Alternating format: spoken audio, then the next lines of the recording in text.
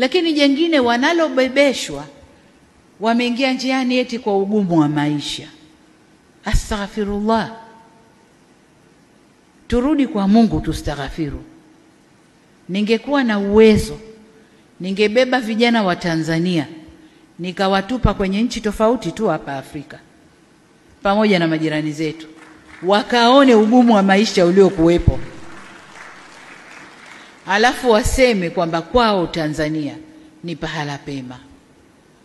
Hawana sababu, hawana. Ugumu wa maisha kwa raha zako kabisa. Mwenye ugumu wa maisha kweli kwa raha zake kabisa ataingia njiani akaimbe oyoyoyo, huo ugumu wa maisha.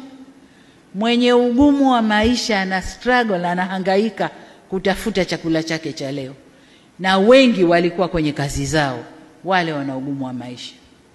Wengine hawakuwa na ugumu wa maisha, walikuwa wana sababu zao wenyewe. Kwa wale watafiti wafanye utafiti ndani ya Afrika Mashariki na nje, labda kusini mwa Afrika, waangalie nafasi ya Tanzania kwenye ugumu wa maisha. Wende wakaangalie.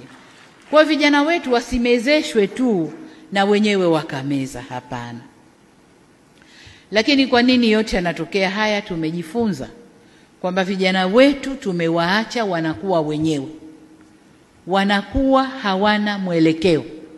Wanakuwa hawana watu wa kuwaongoza vizuri, na kwa maana hiyo hawana elimu ya uzalendo. Hayo ndio tuliojifunza. Vijana wazalendo hata kutoka vyama vya upinzani hawakukubaliana na hali ile. Walikuja kutuambia, jamani, kaeni vizuri, kuna hili linapangwa huku. Wale ni vijana wazalendo kutoka vyama vya upinzani.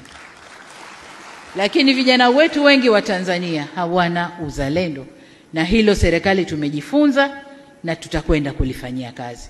Na ndio maana nikasema niunde wizara nzima ya vijana ili kushughulikia vijana kwa upeo mpana badala ya kuwa na kitengo ndani ya wizara kubwa.